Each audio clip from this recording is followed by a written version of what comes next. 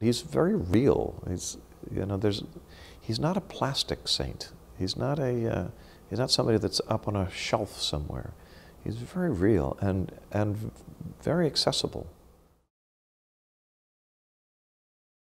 There was always discussion about when are we going to do something with St. Ignatius and really have a landmark statue. Why not see if we can find some young emergent artist who would be willing to do this?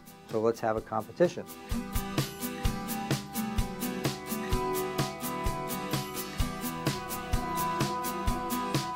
Jeremy and Joan happened to be the first pair we had in.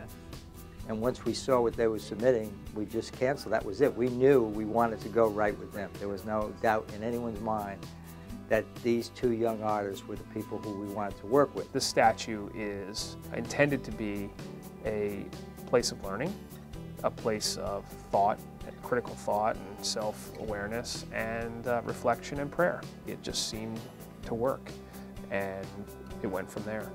No one has really captured the essence of the exam. This piece is obviously important because it represents something important about the school, and so obviously the students, and the reason why you would choose to come here, for instance, is possibly to have more than just the education, but also the idea of self-reflection is a very important part of campus experience, it seems like. So I think that's part of why we hit upon that idea of examine in the first place. The examination of conscience is very close to the center, in a certain sense, of Ignatian spirituality. This notion that, we reflect on our experience of life in the light of God's love and care and concern for us, and out of that reflection we get a sense of the way in which God is moving our lives forward. For me, one of the most powerful things about it is this opposition, the dynamic opposition that it's not directly in line. It's sort of slightly off. It works on this diagonals. It really, there is a sort of aggressiveness to his stance towards himself, and I think that part works very well. The idea that this is work. It's not passive. It's active. It's active to really reflect on one's role. I've never done anything like this piece before, so I've worked in material similar to it, but I don't think that this is definitely new for us. The idea of getting to the work of examination, sort of rolling up your sleeves, and that theme represents really well what we try to do here at Fairfield. I think most of the people I know would probably start some sort of self-reflection based on the words. It was nice to hear from the students that the word was so powerful as well as the image. Didn't really think about them as separate things, because they came together with the idea for this. I find Ignatius a man of openness and invitation, a man of patience, but a man who takes everyone and where they are. I would understand why you took the cowl, because probably that's what the men wore when they'd be going all over the place to keep warm. But because it does right away raise the Franciscan, that I can see, to change that. Almost everything that came up was something that we hadn't really, well, for instance, we learned that a cowl is maybe not appropriate, that people were interested in what the meaning of the hands behind the back, like I'm standing now, is, whether that demonstrates openness or not. It's all about the human being with the human being, and they could figure it out all on their own. It's very valuable for us to hear some kind of reaction to this, because we haven't heard any reaction up until now other than we like it. But so this has been great. It's been very informative. He would have to be wearing, something black, because a priest. His hands would be like this, like kind of like prayerful but open. Larger than life, not too much larger, but probably like 7 feet tall. Probably at a desk writing one of his very important, or one of his many important letters. He'd be looking down. He'd definitely be looking down, because all those good statues look down. He'd be holding something like this. I think it would be a nice bronze finish, maybe look a little rustic. Looking down, and it would be straight down. He'd be probably kneeling with his arms folded, praying. Maybe a St. Ignatius statue with something symbolic would help people know what Ignatius stood for.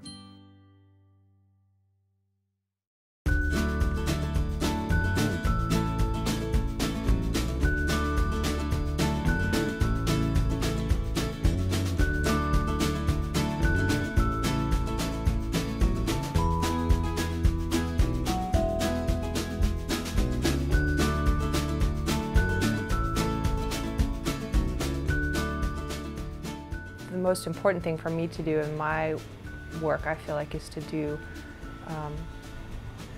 do projects that really mean something to people. I think in the back of my mind it was always going to be like, it was going to be some kind of figurative art.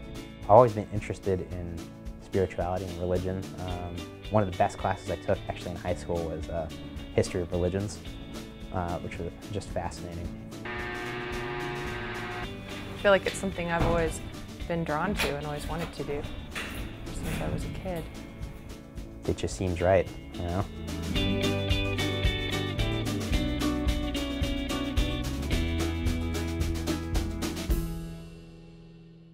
In the studio, we've already started the armature and the building up of the life-size figure. It's a really important step because the armature really goes a long way in defining the gesture, and the gesture is so crucial in telling the story and bringing the narrative into this.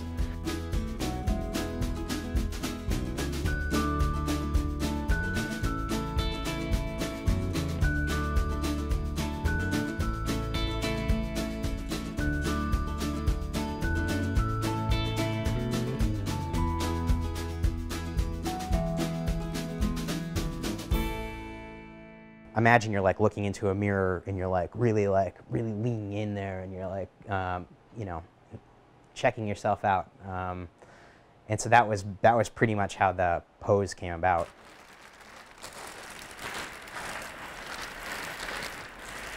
As you can see, it's made of water clay, so the clay has to be kept wet. Otherwise, it starts to crack and fall off the armature.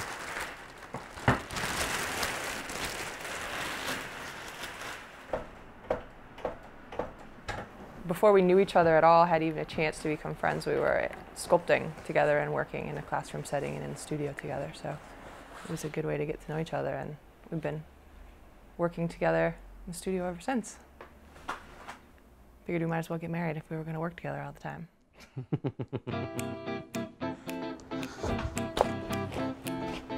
These are very built Ignatius.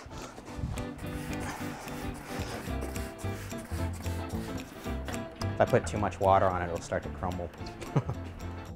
We actually didn't really know anything about Fairfield at all, but it seemed to me that the idea of looking into oneself made sense in a scholastic setting. So that's where the examine came in, and then we're like, okay, how do you represent somebody looking into themselves? Then Joan was like, it would be better if you just had two figures looking at each other. As soon as we cast the two and put them together, it becomes so clear to me that like the kind of tension that's in this and sort of magnetism between them, it really made sense. Makes it a much more interesting piece, I think. Part of what we do is you have to braze in these wires, and they'll get bent into whatever the shape of the fingers is. They're long right now, so that there's room to bend them. That, the portrait, and his costume, so to speak, are stuff that we felt we could see in Italy. We got Autobiography of St. Ignatius. I've purchased some clothes that are free of stains, which I think is a good thing, you know. We're pretty much set. It's just packing, and we're out. It's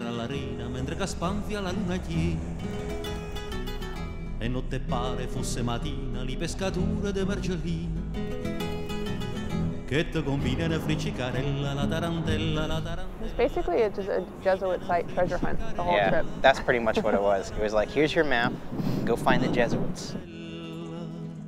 We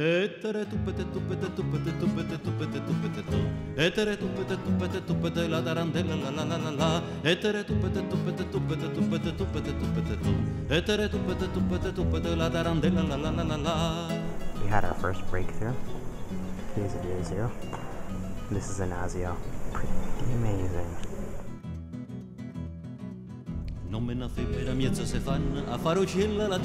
But we saw like amazing artwork. Incredible sculpture. I'm going to try and zoom in on these hands. Look at those folds. La tarantella non è soltanto pazziarella. La tarantella. Ettere tuppete tuppete tuppete tuppete tuppete tuppete tu. Ettere tuppete tuppete tuppete la tarantella la la la la la. Ettere tuppete tuppete tuppete tuppete. It was an incredible trip.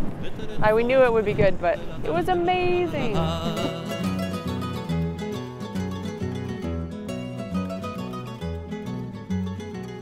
This is a plaster model of St. Ignatius that was commissioned in 1700s, and it belongs in St. Peter's, the original. Non c'è la appiccica in guerra se stace, posa denunziano poi fanno pace.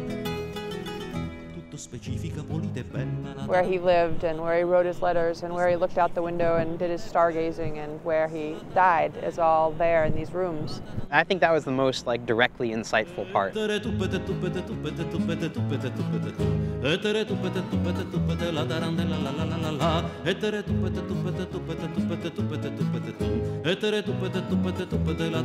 I guess that's as close as it gets, right? Yes, it is. And they put it at what they think his height was.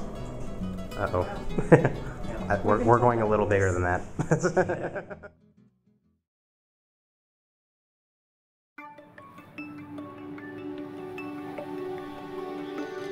The figure that you guys actually had on film before we left is not anywhere present at all. Completely trashed it. Because we saw a lot of art that had, we looked at the gesture and the strength of that figure before, and we just felt that after we came back, we just saw so much that we had to incorporate a better stance, a more active gesture, something that makes him feel like he's about to move or he's in the middle of moving. A receptiveness, I guess, is what this gesture is about, is being receptive and open and moving towards something. And so it felt important that the hands be out of the picture or behind the back. But then what do you do with the gesture of this? How much pressure do you want there to seem? I mean, you definitely want to indicate some pressure, some hold, and then also a sense of relaxation and receptiveness in the hand itself, On the trip, we did see, we saw the shoes of Ignatius, which was kind of powerful, completely inspirational and totally poetic. Just wasn't going to work as a sculpturally, not as powerful as the anatomy of the toes, where you get to read some pressure. It's a little more lifelike. It just really ended up looking like house slippers. We definitely picked up a lot about the costume. We saw the robes that he wears, what we're translating, his black robe. Got an idea for the collars. The collar is essentially the halo, right? I mean, that's like this thing that catches light around you, around the head. So it has a practical reason for being there and a sort of metaphorical reason too. If you look at the robe itself, well, I mean, it's not on anybody, nobody's moving under it. So you have, all that stuff you have to make up in the sculpture, you have to make up the movement. The sort of windiness that you see in here, I think, is very much representative of God or heavenly wind, or what is keeping those sleeves up other than the grace, because nothing physically is keeping them up. He's not actually holding them up. And what is this like wind that's confronting him from both sides, when there's two of these things. The drapery or the costume or the folds adds a whole another level of energy and of idea and transcendence in the piece. One big difference I'm just noticing right now is we straightened the head to make that relationship a little easier. I think his head is cocked over on either side in this one. Really, the jackpot of what we saw was his death mask. That's like... You're not guessing what he looks yeah, like anymore. We're aware of how, what happens basically when you do a death mask is there's no blood pressure anymore and the plaster weighs, and so some of the features feel like they're a little saggy, but got a distinct nose, distinct brow, ears, the size of them, and an idea of the proportions of the cheekbone, all that kind of thing. To back that up, images of him with the collars, with the robes. I mean, it was great to have that. We didn't know it was going to be there at all, so it was. No, it was just. We understood immediately why we went to Italy when we saw that. We cast multiple heads, multiple arms, multiple sets, right? And worked those, you know, as you can when they're down from all angles. You know, you can turn it like this, have it in your hand, and do all kinds of work to it that you can't do when it's up there. Then we dip them in wax, actually. It gives you a little better skin-like texture, I guess. I think what we learned about him is he was constantly questioning himself, you know? Constantly questioning, you know, whether it was just, you know, vainglory to like try and do all the things that he was doing. And what you read in his autobiography is that his confessor had a great deal to do with the fact that he even became what he did become, because every time something important would come up, he'd be like, I don't want to do this, and his confessor would be like, no, you should go do this. All of that stuff, it talks about his attitude, you know? And so I think all of that kind of comes through. His capacity to receive new data and his capacity to reflect on that data and to see this data as somehow coming from God allowed him to make changes of course, not in a you know, in an irresponsible or flip way, but in a very courageous way. He seemed to have that genuine quality of leadership that, you know, gets people excited about doing things and letting them be free to do whatever, you know, they think. He thinks we ought to be in China, you know, go to China. If he thinks you ought to open a school in Germany, we open a school in Germany. You know, it was that kind of free spirit, I think, in terms of the apostolate, that it must have captured the minds and hearts of people at that time, you know. To see him as he truly was is to see that what he was able to give the church and what he was able to give me and give every Jesuit and everyone who does the exercises is radically impressive. There is going to be this statue of St. Ignatius on campus that, you know, barring some catastrophe, is going to be sitting here 75 to 100 years from now at least. And maybe it'll get moved at some point in the future, but it's not going anywhere. And then we can add and see how you feel. Gee, I never thought about the way the sun's shining or the way... Exactly, there's a lot of things that come into play. Yeah. I have a long view towards things, so I mean, I understand the importance of having this done on a certain time for a certain event that's going to take place here, and the need for that to happen, and the need to not necessarily move it. But I also know that the problems of the immediate future are kind of small in the lifetime of this sculpture, which will be a part of this campus for a long time. Then now might be a good time to look at the patinas. Sure. Because I think they tie in directly. You know, this is our light and shade, our response to that, not doing actual, you know, blackened bronze. You have a grayish, whitish patina, and then a patina that allows the bronze to really show through.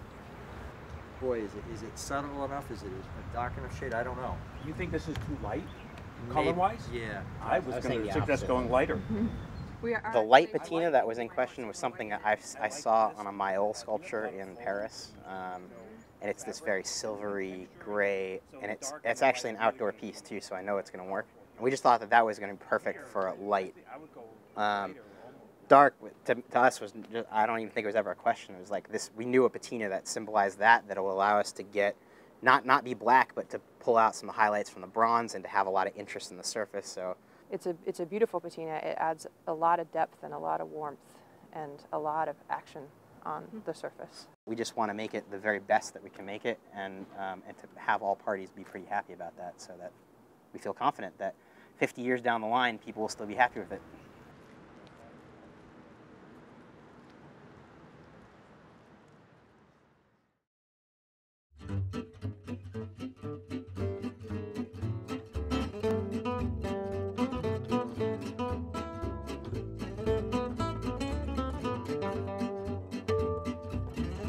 This is the mold making area. The first thing we do is make a mold of the object. And the rubber takes all of the detail, and then that's supported by a hard mother mold material, which is fiberglass or plaster or something like that. And from that mold, we're able to make a wax that's an exact replica of whatever the object is. Everywhere you see bright sherbet orange rubber, that's a St. Ignatius mold. So from these molds, like I said, we are able to make an exact wax replica of the sculpture. Here are hands in wax, his feet. Sometimes people come in with stuff that they've had made overseas for us to fix because the quality is so bad. Of course, that's not always the case, but it's often the case. And why would you bother? You should make it here. I would say Brooklyn, more specifically. The heads are already in the investment room, so you'll see those in the next stage. So, this is the investment room. I'll just get right to what we really want to see here. Iggy. So when it's time to pour, this is just a piece of cardboard. This will be taken off, it'll be cut off the top, and the metal will pour through this funnel and circulate through these vents and gates into him. So he will be poured upside down. These have to be dipped over and over again to be strong enough to hold the amount of bronze that's going in, right? So it starts from something like this, it starts to build up to this, and you can see it just gets thicker and thicker as it gets closer and closer to being ready for pouring. We dip the pieces in here and let them drip for a minute. The sand is next door, and you throw the sand onto the wet slurry so they combine and start to form this shell.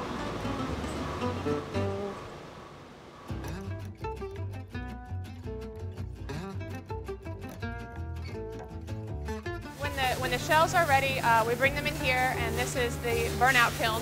So what happens here is we put the shells upside down so that the funnel's facing down into this cage, roll this in underneath that kiln, bring down that container, and we heat up the shells really fast. It makes them very hard and very strong, and it also cleans the inside out and melts the wax out. So then you have a perfect, clean, hard shell ready to receive the molten bronze. This is what the bronze ingots and parts that we're recycling are melted in. It's a carbide crucible. The crucible will be inside this kiln, and this is what heats the metal. When it's just the right temperature, they'll lift it out of there, and they'll bring it over to here where it is now, set it on this stone, and then they'll come back and prepare to pour. For that to happen, they've taken the shells and they bring them to the sand pit, put them funnel side up, and bury them in the sand. And the sand helps to keep them still, and it also helps to keep the bronze hot, helps it flow through everything. So they've got the crucible, you have two people on either side, you have a third person steering the chain, and they pour the metal into the empty shells.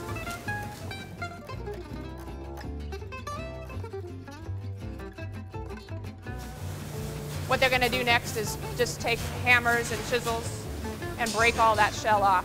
And you'll have your rough bronze. And from there it gets sandblasted and taken to the metal chasing department where it's turned into the beautiful bronze work that you're expecting to see.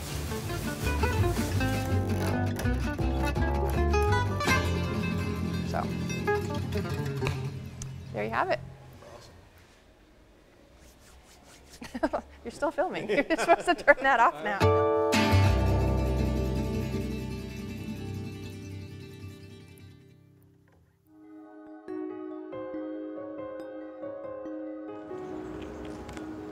We're out here today doing the final layout for the Ignatius piece, and today we laid out the surrounding stones that'll be cut into the existing plaza, surrounding the 8-inch high granite base. This one falls.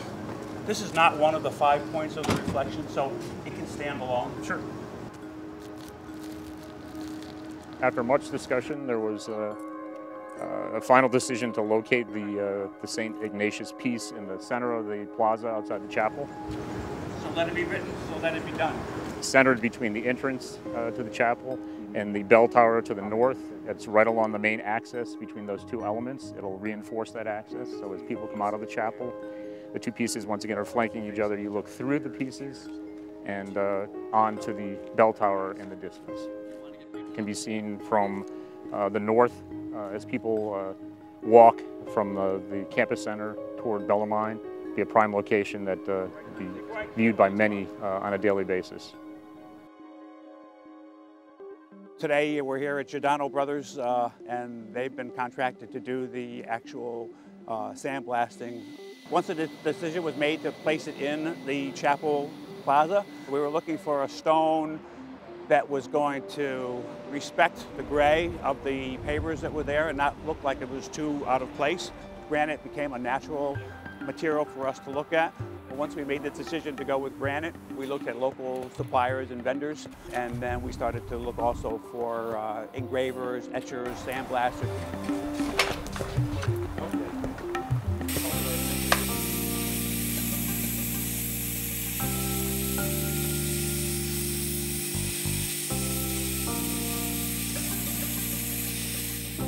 I've been doing this for about 35 years. Didn't like it when I started. I wouldn't do anything else now. I love it. Back at Connecticut Stone, the holes will be drilled in for the statue, and then when it's brought to campus and the statue is placed in, we'll route the statue and the rods into the stone.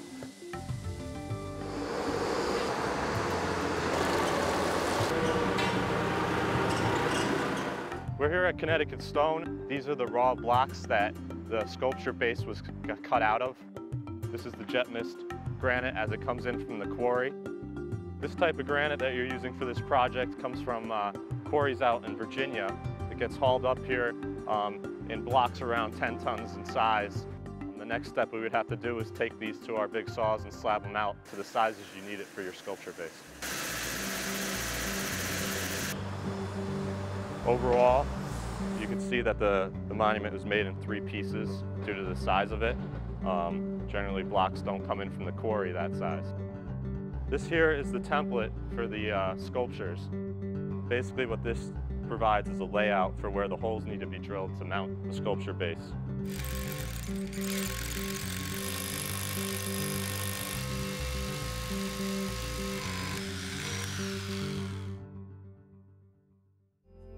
I mean, the exam is what just reflection, right? And an opportunity to kind of look back on your day, on your experiences, and think about how they all fit together. You come in here, you're very naive, but then you see all these things and all these transformations take place, and over these 4 years you grow tremendously as a person. If you don't look back and say, wow, that's where I came from and here's where I am, you're never going to realize how much you grew, and you're never going to grow even more. In terms of art, reflection is very important. It becomes more than just the art that's visible there before you that you're working with. It's about all of the ideas and how you got to that moment. This is kind of like a foundational piece of what St. Ignatius was all about, of what the Jesuit tradition is all about. This is kind of where it stems. It's going to stand as a symbol of discovery, and it's going to stand as a symbol for this idea of the magus, the more, basically going out and trying to achieve these big, huge things that you don't think possible.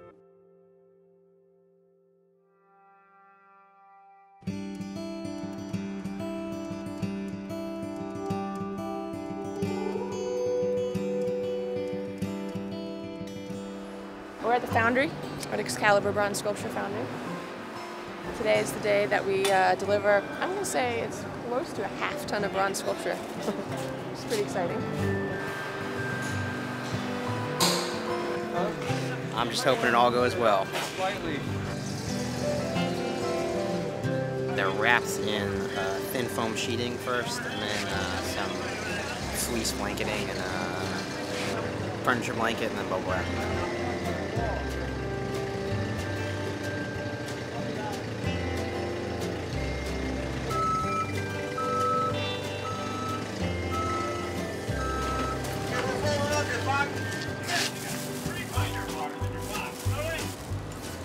Never have too many straps.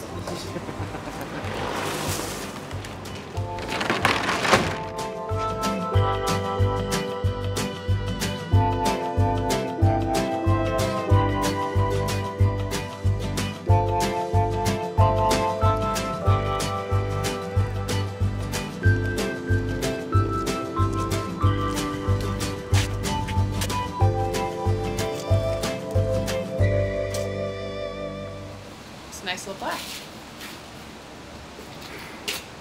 It's like I designed the church. That's right. It's a nice architecture you did here.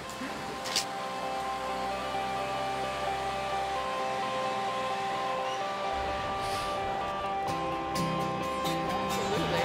Looks like they made it in the 2 pieces they were supposed to arrive in.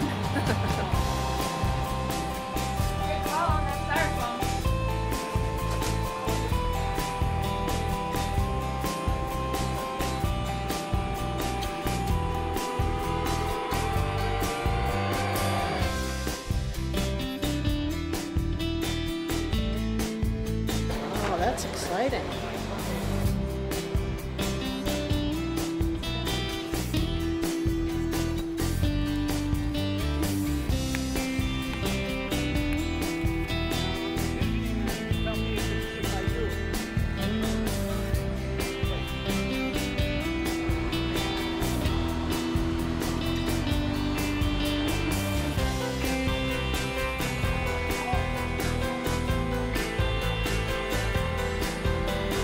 What's great about them is they can stand on their own without any threaded rod, without any mounting, which is pretty cool. They're perfectly balanced. It's kind of awesome.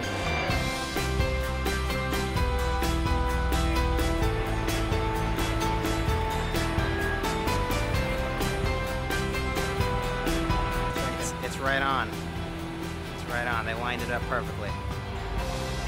It's so powerful in its simplicity. And I don't think any of us imagined just how powerful it was going to be. It's overwhelming. Overwhelming. I'm just awestruck by it. Well, it's a little hard to say goodbye. It's all right. We knew this was going to happen someday. Yeah, that's what the end result. Yeah, the goal always was to release him. Leaving your kid at college. Yeah. That's totally what it feels like. I'm going to have that empty nest syndrome. His face is so alive. I feel like he's just standing right here with us.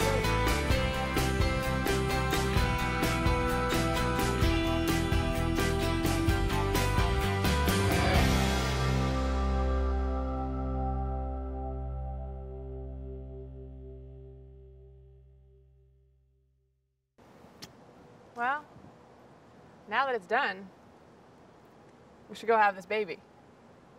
That's terrible. I actually wasn't expecting that.